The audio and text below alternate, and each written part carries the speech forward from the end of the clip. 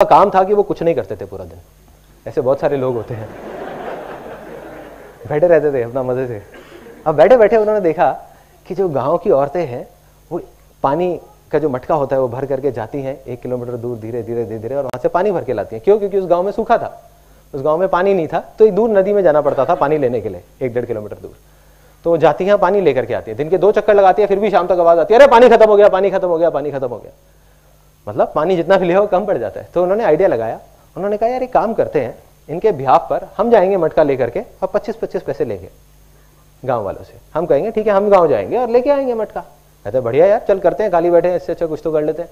अब वो करना शुरू कर देते हैं, काम चल पड़ता है क्योंकि लोगों की जरूरत थी।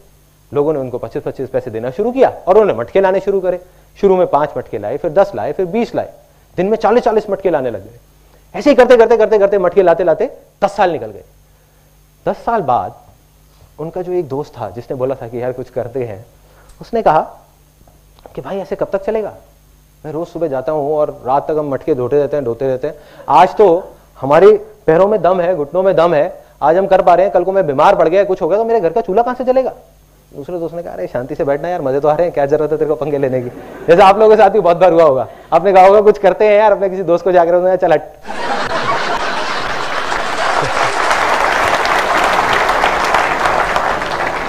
तो क्या हुआ, वो गया और जा करके उसने कहा भाई मुझे तो कुछ करना है। वो दूसरे गांव में चला गया, जा करके देखने लगा लोगों को। उसने कहा कुछ करना है, उसको नहीं पता था क्या करना है। उसने एक बड़ी मजेदार सी चीज देखी एक दूसरे गांव में। वहां पे देखा उसने कि एक सुराही है मटके की, एक कुम्हार ने एक सुराही सी बनाई है। उनके गांव में तो सिर्फ मटके होते थे और उसमें आगे एक नल सी निकली हुई है जहां पे लोग कपड़ा फंसा के रखते हैं ताकि अंदर हाथ ना डालना पड़े और हाथ गंदा ना हो। उसने कहा यार ये बहुत बढ़िया चीज है। उस टाइम तक मेटल की चीजें नहीं होती थी, वो सब नहीं होता था। तो उसने कहा यार ये बहुत बढ़िया चीज है, ये पाइप सी जो चीज है, अगर इसको मैं कुम्हार से बात करूं और थोड़ा और बड़ा कर दे तो क्या होगा, एक पाइपलाइन बन सकती है। जब इतनी बन सकती है तो इतनी भी बन सकती है ना। तो उसने कहा कि यार एक काम करते हैं, इसको बड़ा करते हैं। वो बहुत एक्साइटेड हो गया। उसने कहा और किसी तरीके से इतनी बड़ी हो जाए कि अगर नदी से गांव तक आ जाए तो पूरी पूरी पाइपलाइन आ जाएगी, यहीं बैठे बैठे पानी आ जाएगा। उसने आकर के अपने दोस्त को बताया। उसने कहा अरे तू पागल हो गया, तुझे पता है कितनी प्रॉब्लम्स आएंगी, पता भी है, मिट्टी की पाइपलाइन टूट जाएगी, उसमें कंकड़ फंस जाएंगे, पानी नहीं आएगा। एंड में उसने कह दिया हो ही नहीं सकता, चल बैठ जा शांति से। उसके पास 1000 वजह थी वो पाइपलाइन ना बनाने की, लेकिन उस बंदे के पास सिर्फ एक वजह थी पाइपलाइन बनाने की कि भाई मुझे तो बनानी है।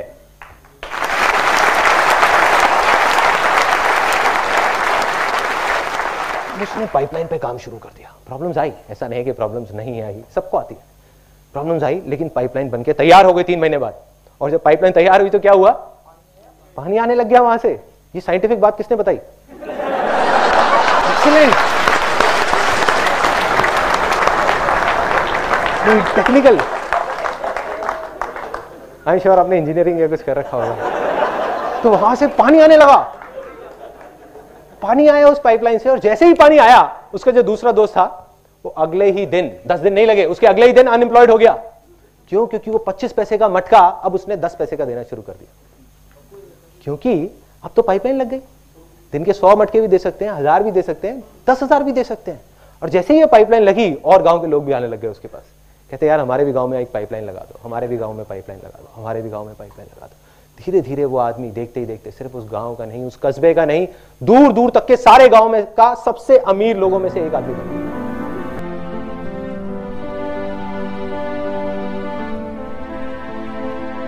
पिछले महीने मेरे को जवाब मिल गया, सब कुछ समझ आ गया कि क्या फर्क है। मैं रोज की तरह अपने घर के पास वाले एक पार्क में वॉक कर रहा था और एकदम से ही बहुत तेज बारिश शुरू हो गई। बारिश होने लगी एकदम तेज। तो मैंने इमीडिएटली अपने हाथ ऐसे रखे ताकि मेरे चश्मे पे पानी ना आए और जा करके सीधा एक शेड के नीचे चला गया। उसके कुछ सेकंड्स के अंदर अंदर उस शेड के नीचे और भी बहुत सारे लोग इकट्ठे हो गए। लोग तरह तरह की बातें कर रहे थे, मैं अपने आसपास में सुन रहा था। लेकिन मैंने एक चीज नोट करी कि ज्यादातर लोग, उनका ध्यान बारिश की तरफ नहीं था, बारिश की वजह से होने वाली जो प्रॉब्लम्स थी उसकी तरफ था। जैसे मेरे यहाँ पे थोड़ा सा आगे जाकर के 2 लड़के खड़े हुए थे, वो आपस में बात कर रहे थे कि भाई आज ट्रैफिक का बड़ा बुरा हाल होने वाला है, बारिश इतनी तेज हो रही है। तो वो इस तरीके की बातें कर रहे हैं। एक वहाँ पे अंकल जी थे पीछे, वाइफ को बोल रहे थे कि भाई मैंने तेरे को पहले ही कहा था कि छाता रख ले, छाता रख ले, अब देख मैं ऑफिस के लिए लेट हो जाऊंगा। तो इस तरह की बातें हो रही थी, तरह तरह की। तभी मैंने एकदम से देखा कि सामने से, मतलब मैं यहाँ खड़ा हुआ था, मेरे यहाँ पे एक लड़का खड़ा हुआ था, मुझे अभी भी एग्जैक्ट याद है। वो लड़का इनफैक्ट वो काफ़ी बड़ा कैरेक्टर था, बहुत सीरियस, मतलब बहुत टेंशन में था वो। हुआ क्या था, उसकी जेब में एक नोट पड़ा हुआ था जो गीला हो गया था, 20 रुपए का। तो वो उसको हिला हिला करके सुखाई जा रहा है, उसको फूंक मार रहा और ये सब चीज़ें। तो मैं पहले, मेरा ध्यान उसकी तरफ था, फिर मैंने जैसे ही उधर देखा तो उधर से एक आदमी आ रहा था शेड की तरफ। उसका भी एक हाथ ऐसे था, लेकिन दूसरे हाथ से उसने अपनी बच्ची का हाथ पकड़ा हुआ था, छोटी सी बच्ची, 4-5 साल की, बड़ी प्यारी बच्ची। फर्क ये था कि उस बच्ची का हाथ ऐसे नहीं था, उसका हाथ ऐसे था, ऐसे था। और वो बच्ची बड़ी प्यारी प्यारी हरकतें कर रही थी। मैंने देखा वहां से, ऐसे उसका हाथ था, बार बार उस पर पानी की बूंदें गिर रही, वो इकट्ठा कर रही और पी रही, इकट्ठा कर रही और पी रही, इकट्ठा कर रही और पी रही। तो जैसे ही वो शेड के पास आए, मैं थोड़ा सा साइड हो गया। तो इधर वो मेरे नोट सुखाने की मशीन थी, इधर मैं सोच रहा था अपने भी नोट निकाल के दे दूं, भाई ये भी सुखा दे।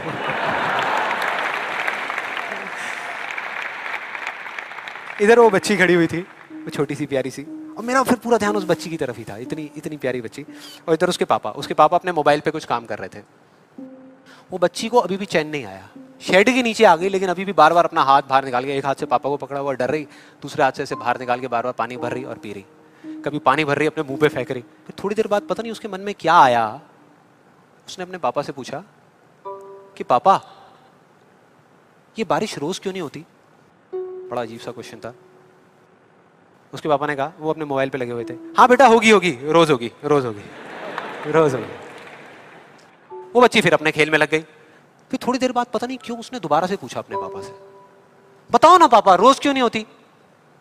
इस बार उसको कोई जवाब नहीं मिला, लेकिन मुझे मिल गया। मुझे सब कुछ समझ आ गया कि क्या वो वजह है, क्या फर्क होता है उन लोगों में जो खुद के सबसे अच्छे दोस्त होते हैं और खुद के सबसे अच्छे दुश्मन होते हैं। क्या फर्क है उन दोनों लोगों में? देखो बहुत सिंपल है। जब बारिश होती है आसमान से, हम सबके ऊपर होती है, क्या एक जैसे होती है या अलग अलग तरीके से होती है? एक जैसे होती है, कोई पार्शियलिटी नहीं करती। आप अमीर हो, गरीब हो, काले हो, गोरे हो, बच्चे हो, बड़े हो, कोई फर्क करती है क्या बारिश? नहीं करती, सब पे एक जैसी होती है। बिल्कुल उसी तरह से वो शक्ति, वो एनर्जी जिससे पूरी दुनिया चल रही है, जिससे अभी, अगर आप अभी फील करने की कोशिश करो, आपकी सांसें चल रही है, मेरी सांसें चल रही है। जिस शक्ति में इतनी ताकत है कि अगर वो चाहे तो एक सेकंड में, एक सेकंड भी नहीं लगेगा, इस पूरी दुनिया को खत्म कर सकती है, और एक सेकंड के 1 करोड़वें हिस्से में इस दुनिया को दोबारा से बना भी सकती है। उसको आप साइंटिफिकली चाहे एनर्जी का नाम दे दो, चाहे स्पिरिचुअली भगवान कहो, आत्मा कहो, परमात्मा कहो, कुछ भी कहते रहो, उससे कोई फर्क नहीं पड़ता। और बिल्कुल उस बारिश की तरह, उस शक्ति की भी बारिश हम सब पर होती रहती है, उस एनर्जी की भी बारिश होती रहती है, और सब पर एक जैसे होती है। फिर चाहे आप अमिताभ बच्चन हो, बिल गेट्स हो, कोई भी हो, कोई फर्क नहीं पड़ता। आप इस स्टेज पे खड़े हो या वहां बैठे हो, कोई फर्क नहीं पड़ता। तो फर्क क्या है?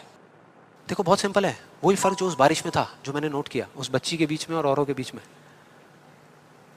कुछ लोगों का हाथ ऐसे होता है और कुछ का ऐसे होता है, यही फर्क।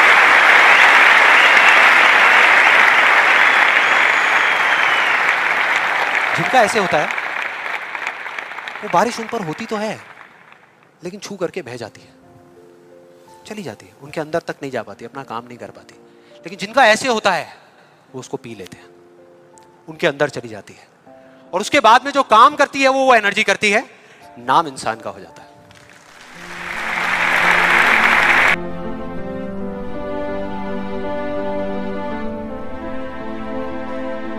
ये कहानी है 2 बच्चों की जो एक गांव में रहते थे। उनमें से एक 6 साल का था और एक 10 साल का।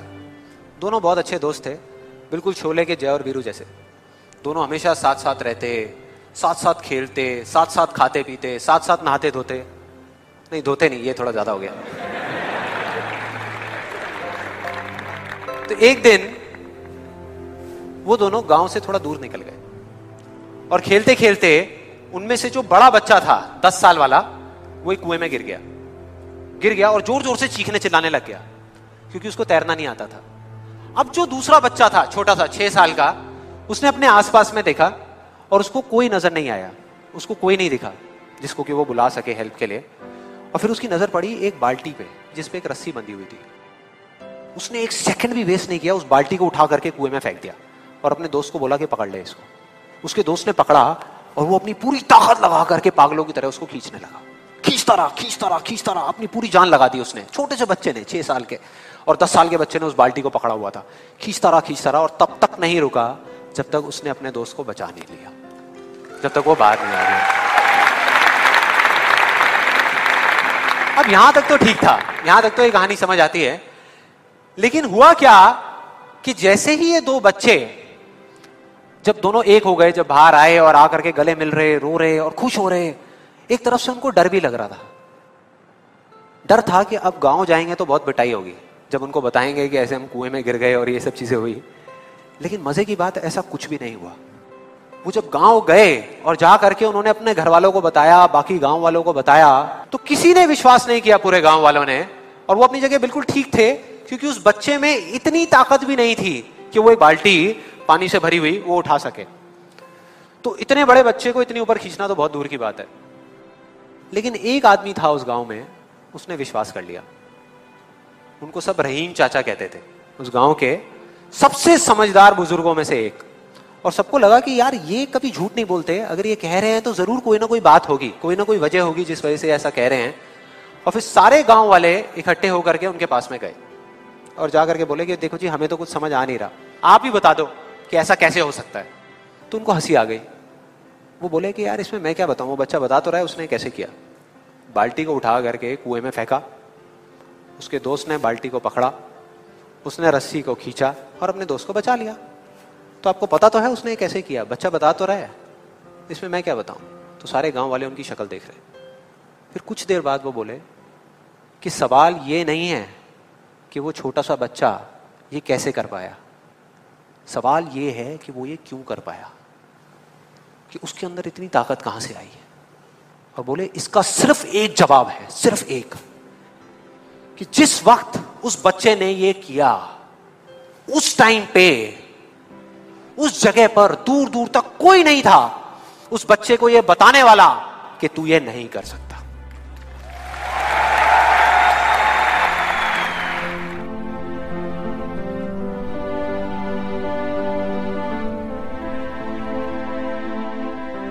आज से बहुत साल पहले मैंने एक कहानी सुनी थी जिसका एक बहुत बड़ा इंपैक्ट हुआ था मेरी लाइफ पे। ये कहानी है एक ऑफिस की और उसके एम्प्लॉइज की। एक बार एक ऑफिस में जितने भी एम्प्लॉइज सुबह सुबह जब ऑफिस आते हैं अपने अपने कैबिन में, तो उनकी डेस्क के ऊपर एक लेटर पड़ा होता है, एक लेटर रखा हुआ होता है। और उस लेटर में लिखा था कि वो इंसान, इस कंपनी का वो एम्प्लॉय जिसकी वजह से आपकी प्रमोशन नहीं हो रही थी या जिसकी वजह से आप आगे नहीं बढ़ पा रहे थे, उसकी डेथ हो गई, वो मर गया है। और अब अगर आप आखिरी बार उस एम्प्लॉय की शक्ल देखना चाहते हैं तो ये एड्रेस है, यहां पर अगले 1 घंटे में पहुंच जाइए।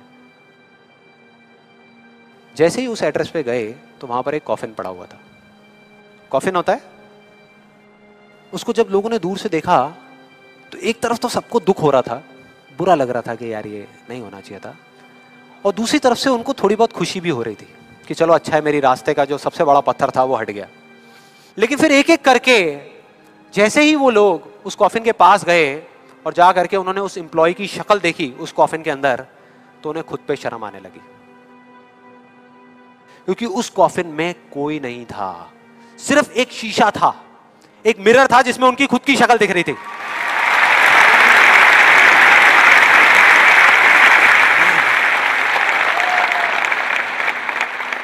हम सब भी तो यही करते हैं अपनी लाइफ में कि सारा ब्लेम उठा करके किसी सिचुएशन पे डाल दिया, किसी और इंसान पे डाल दिया, सब जगह डाल दिया सिवाय